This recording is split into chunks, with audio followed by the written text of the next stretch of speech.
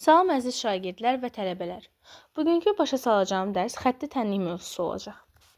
Əvvəlcə bilmək lazımdır ki, xətti tənlikdə AX plus B şəklində olur. Və burada 3 dənə hal mövcuddur. Birinci hal, A bərabərdir 0-a və B fərqli olarsa 0-dan.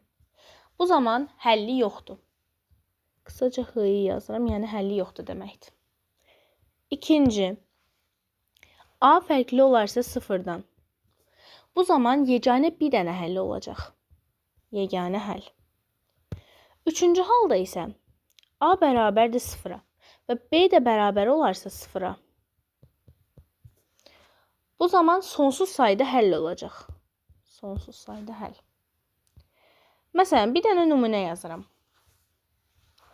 A çıxılsın 2, vurulsun x plus 8 bərabərdir 0. Deyək ki, A-nın hansı qiymətində sonsuz sayda həlli olar? Bu mötərizənin içərisindəki A minus 2 var. Biz bunu 0-a bərabər eləməliyik. A minus 2 bərabərdir 0. Deməli, A-nın qiyməti 2 olarsa, bizim sonsuz sayda həllimiz olar. Əgər A-mız 1-ə bərabər olarsa, bu çevrilmiş tənlik olacaq. Məsələn, x kvadratı plus 8x plus 12 bərabərdir 0. Bu çevrilmiş kvadrat tənlikdir. Burada görünməyən bir 1 var. Birlər yazılmır axı. Deməli, bu çevrilmiş kvadrat tənlikdir. Daha sonra, A-mız 0-dan fərqli olarsa, B-miz 0 olarsa və yaxud da C-miz 0 olarsa, bu natamam kvadrat tənliyi olacaq. AX kvadratı plus BX plus C. Burada biz B-yə 0 versək, geriyə qalanları köçürəcək. AX kvadratı, baxın, burada B 0 olarsa, 0-ı nəyə vursam da, baxın, burada 0-ı x-ə vururam. 0-ı nəyə vururam, vursun, o da 0 verir. O da yazılmır. Onda AX kvadratı plus C qalacaq geriyə. Daha sonra bunun nümunə üzərində bir göstərək. Məsələn, 5x kvadratı plus 25 bərabərdir 0. 5x kvadratı bərabərdir. 25 burada müsbət 25-dir. Ona görə mənfi 25 olaraq sağa keçir. X kvadratı bərabərdir. Mənfi 25-i bölürük 5-ə. X kvadratı da olur mənfi 5.